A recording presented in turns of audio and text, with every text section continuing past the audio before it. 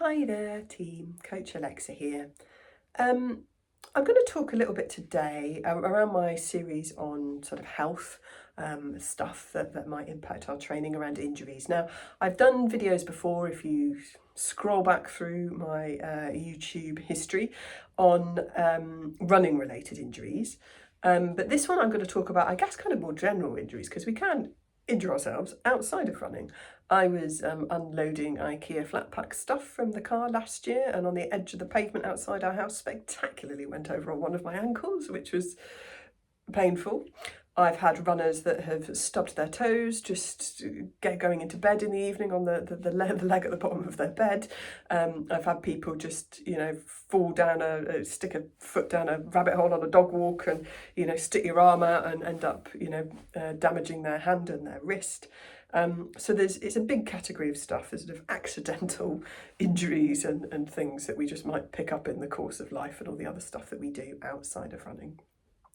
And because it's such a broad category, there's no specific advice I can give on this really, other than if you suspect, if it's been quite a kind of fast or high impact fall and you suspect there might be something broken, it's definitely worth going to get it checked out at A&E or a walk-in clinic, because bone injuries have a very, very different sort of and I guess more focused rehabilitation pathway to get them fixed than, sprains and strains and bruises and stuff like that. So if in any doubt at all, worth getting it checked out just to make sure that it's not a break, because if it's a break, there's a whole different set of medical things that need to happen. For general sort of bruising, mild strains and sprains and things like that, then, physiotherapists can be, once you've got over that initial sort of few days or couple of weeks of soreness, can be a good place to go to for rehab and also for advice on what you should be doing or should not be doing training-wise.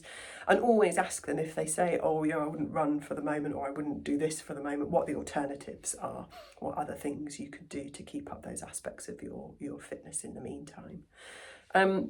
The other way to think about it is being guided just by soreness levels. So other than the bony related injuries, which absolutely need to be properly rested, you can't run through a bone related injury. That is an incredibly bad idea.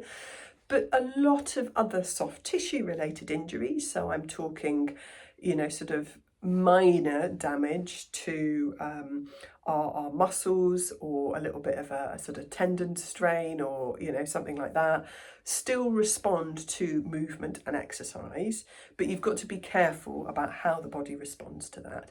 So if that movement and exercise is causing lots of pain, or it's flaring up and becoming, more painful afterwards, or the area is hot to the touch or swollen or throbbing or anything like that, then what you've just done to it probably isn't a good idea to do it again. Incidentally, that sort of hot, swollen, sore to the touch, particularly on joints, probably, if it's lower leg joints, probably means you should avoid running for the time being and pop to see a physio.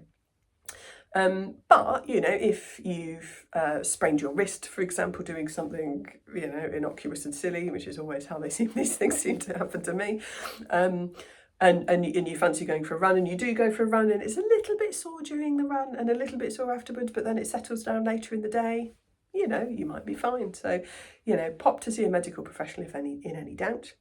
You absolutely don't want to be, training and doing anything too much on bone-related injuries. That will really could cause some damage longer term.